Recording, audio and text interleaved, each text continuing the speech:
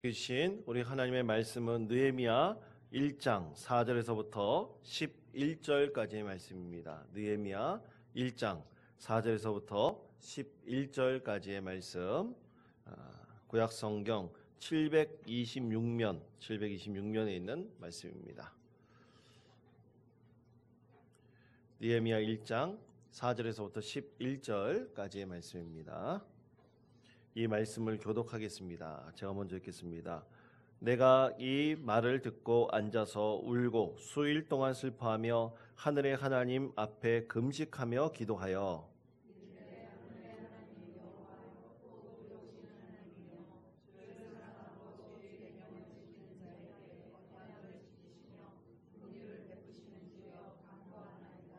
이제 종이 주의 종들인 이스라엘 자손을 위하여 주야로 기도하오며 우리 이스라엘 자손이 주께 범죄한 죄들을 자복하오니 주는 귀를 기울이시며 눈을 여시사 종의 기도를 들으시옵소서. 나와 내 아버지 집이 범죄하여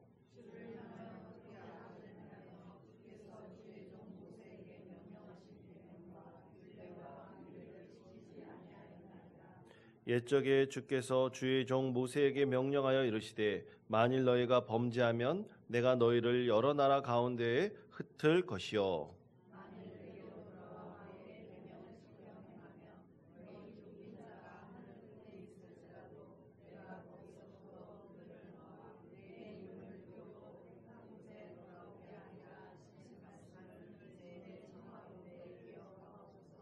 이들은 주께서 일찍이 큰 권능과 강한 손으로 구속하신 주의 종들이요 주의 백성이니이다.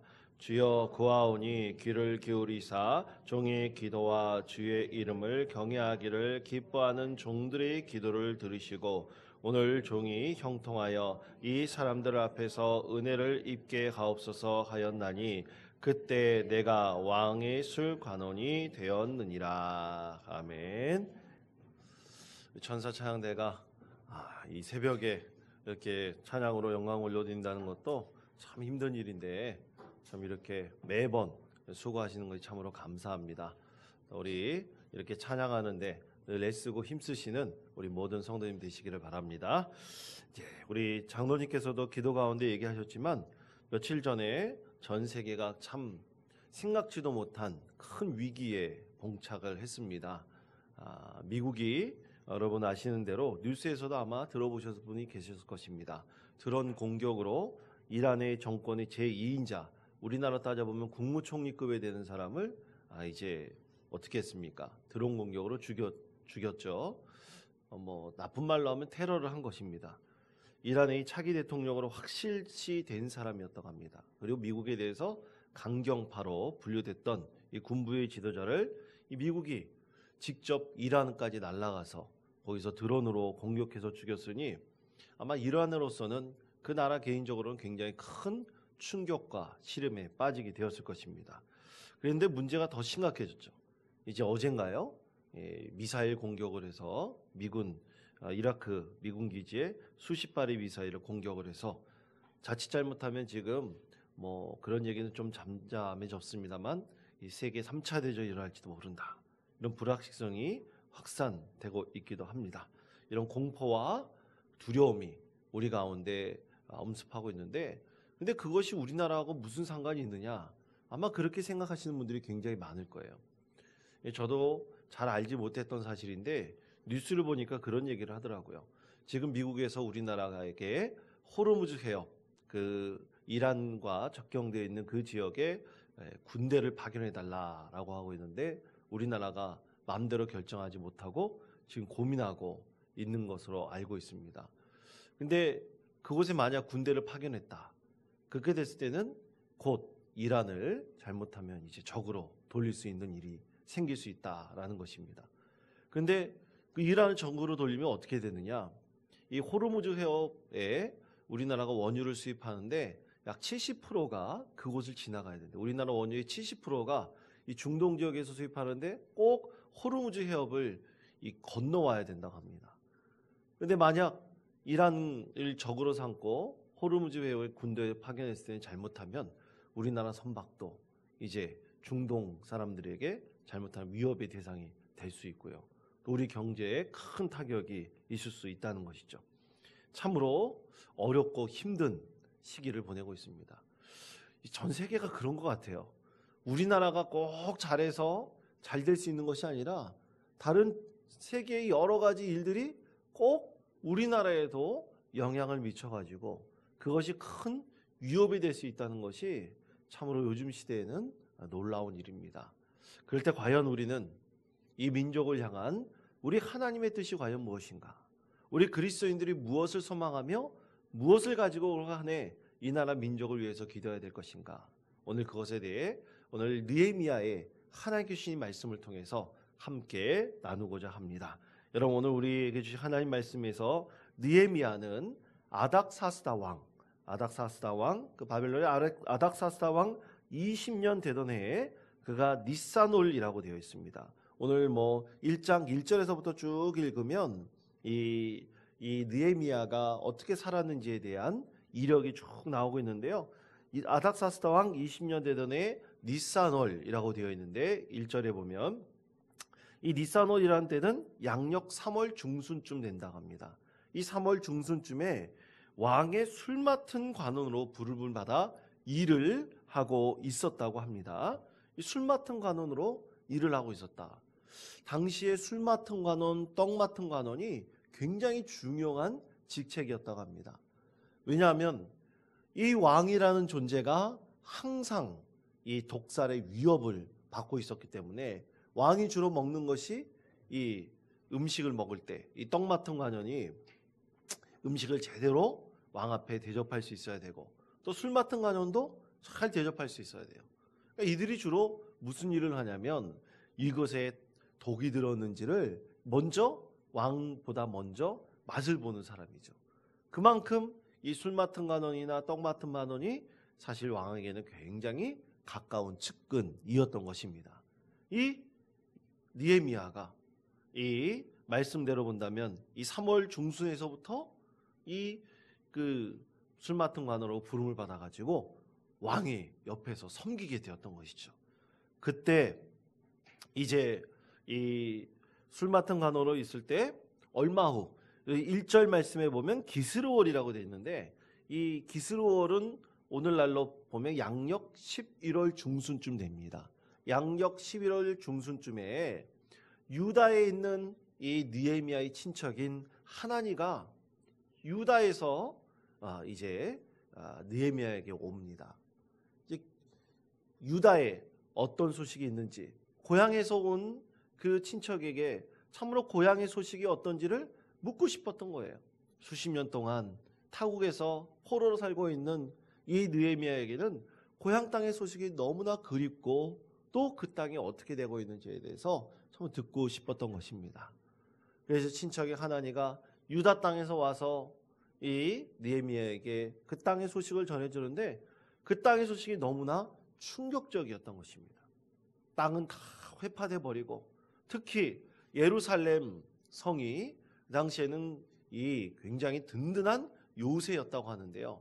이 예루살렘 성벽이 무너져 버려가지고 또 성벽에 있는 문들도 다 타서 사라져 버리고 이제 그곳에 수많은 도적들이 왔다 갔다 하면서 그 백성들을 괴롭히니 그 땅이 완전히 회파되어 버리고 또 백성들의 삶은 너무나 피폐해져 있었던 것입니다.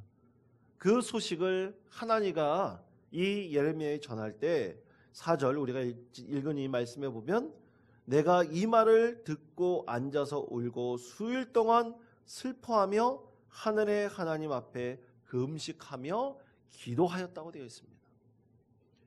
느헤미야가 자기 민족을 향한 기도를 하나님께 드리고 있는 것입니다. 바로 우리 그리스도인들이 우리 민족을 향한 하나님의 뜻을 구하고 하나님께 기도하는 것과 마찬가지였던 것이죠.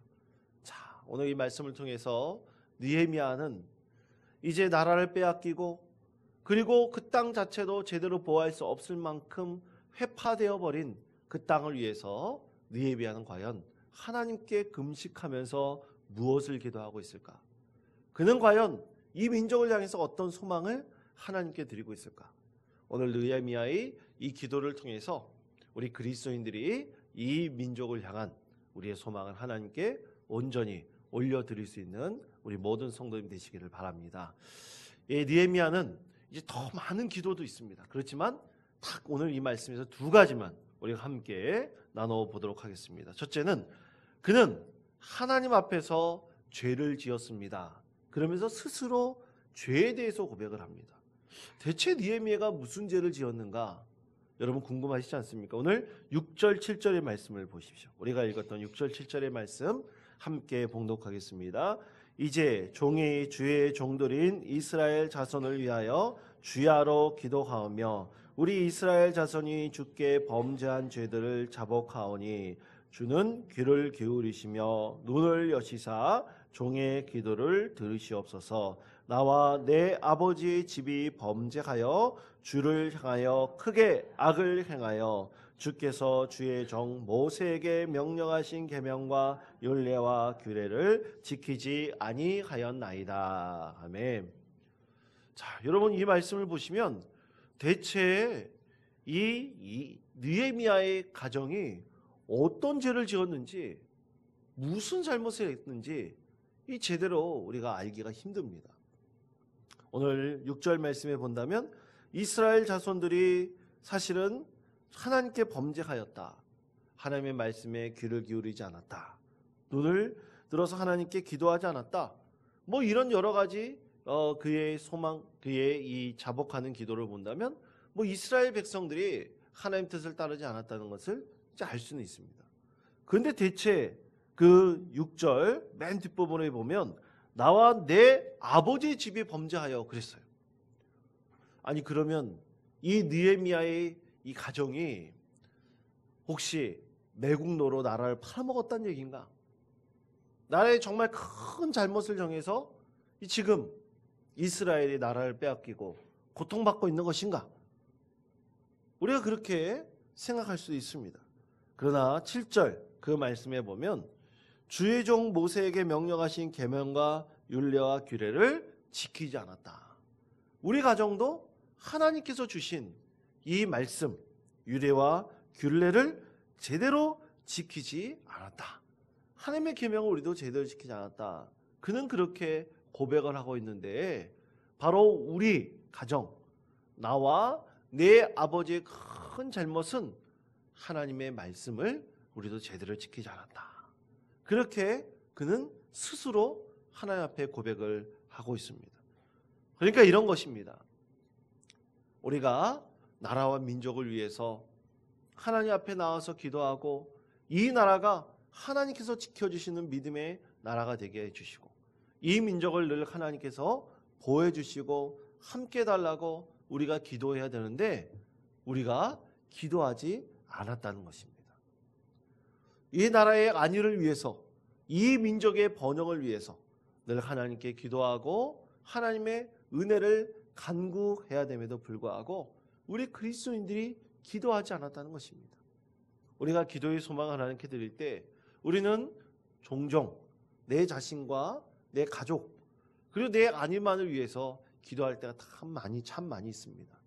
근데 사실 우리는 민족이 잘 되고 나라가 잘 될 수 있을 때 나와 내 가족의 안위도 우리가 보장할 수가 있는 것입니다. 그렇기 때문에 우리가 그리스도인으로서 이 세상에 살아갈 때 반드시 하나님 앞에 기도할 때 우선적으로 중보해야 될 것은 나라와 민족을 위한 기도입니다. 그래서 교회는 처음에 이 땅 가운데에 하나님께서 처음에 교회를 세워줄 때도 우리 그리스도인들은 민족의 선조들은 늘 나라와 민족을 위해서 헌신하고 기도하였습니다.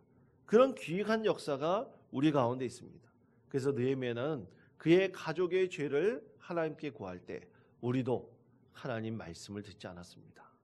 우리도 이 나라와 민족을 위해서 구하지 않았습니다. 이런 죄를 하나님께 고백하오니 주님 용서하여 주옵소서. 그러면서 느헤미야는 가장 먼저 하나님 앞에 자기 죄를 고백하고 통해 자복하고 있습니다. 그러므로 성도 여러분, 우리도 마찬가지입니다. 우리가 나라 민족을 위해서 부르짖고 기도하지 않았던 우리의 과거가 있다면 이제부터 하나님 우리가 하나님 앞에 기도하겠습니다. 나라의 민족의 안위를 하나님 기도하겠습니다. 또 이 나라 민족의 가장 큰 과제인 하나님 이 백성의 하나됨을 위해서 기도하겠습니다. 이 땅 가운데 진정한 평화가 있기를 기도하겠습니다. 기도하지 못했던 내 자신에 대해서 하나님께 우리의 죄를 고백하며 또 다시 한번 하나님께 회복의 은혜를 구해야 될 것입니다. 두 번째로 하나님께로 돌아와 하나님의 계명을 지키겠습니다. 민족을 향한 중보기도를 드리고 있습니다. 여러분 9절 말씀을 보십시오. 9절 말씀 다 같이 읽겠습니다. 만일 내게로 돌아와 내 계명을 지켜 행하면 너희 쫓긴 자가 하늘 끝에 있을지라도 내가 거기서부터 그들을 모아 내 이름을 두려고 택한 곳에 돌아오게 하리라 하신 말씀을 이제 청한 건데 기억하옵소서. 아멘. 자, 누구의 말씀입니까? 하나님께서 하신 말씀이에요.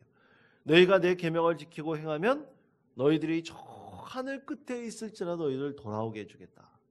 하나님께서 약속하신 말씀을 이제 하나님 기억하셔서 우리 민족을 회복시켜 주옵소서라고 기도하고 있습니다. 그러기 위해서 가장 중요한 것, 이 느헤미야가 하나님께 통해 자복하고 기도하였던 것처럼 9절 거기에 말씀 있는 것처럼 하나님의 계명을 잘 지키겠다. 하나님의 말씀을 잘 지키겠다는 것이 사실 민족을 향한 예레미야의 중보기도였습니다. 그 모든 결과가 하나님 말씀대로 이스라엘 백성들이 살지 못했기 때문에 나타난 결과였으므로 하나님 이제부터 우리가 다시 마음을 돌이켜 하나님의 계명을 지키며 살겠습니다. 하나님 말씀을 지키며 살겠습니다. 하나님 말씀의 큰 의미를 우리가 늘 새기며 믿음 가운데 살겠습니다. 그때 우리 백성들을 저 하늘 끝에 있는 그곳에 있다 할지라도 우리 백성들이 다시 고향 땅으로 돌아와 하나님께서 약속하신 그 땅으로 돌아와 그들의 번영을 누리게 해주십시오. 그렇게 이 느헤미야가 눈물로 하나님께 기도하고 있었던 것입니다. 사랑하는 성도 여러분, 바로 그렇습니다. 우리도 이렇게 기도해야 될 것이라고 믿습니다. 우리 그리스도인들이 하나님 말씀에 온전히 지키고 그 말씀대로 살기를 우리가 간구하고 순결하고 거룩한 믿음의 자녀 되기를 늘 간구한다면요, 하나님께서 이 민족을 순결하게 해주실 것이고 또 우리 그리스도인들이 정직하고 진실하게 하나님 말씀 가운데 살기를 늘 간구하고 기도하게 될 때 하나님께서는 우리를 통해서 이 나라와 이 민족을 번영을 이루어 주시고 지켜 주실 것이다 믿습니다. 그렇게 교회가 온전히 서나가고 하나님 앞에 기도하는 교회가 된다면요, 하나님께서 반드시 이 나라 민족을 지켜 주실 것이라고 믿습니다. 하나님, 우리 가운데 새 소망을 더하여 주옵소서. 이 민족 가운데 하나님 은혜를 베풀어 주옵소서.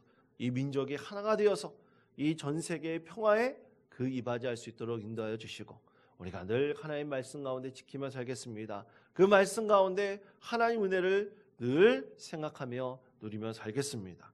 우리가 이 나라 민족을 위해서 늘 기도할 수 있도록 해주시고 하나님 영광 받아 주옵소서. 이 민족의 안위를 지켜 주옵소서.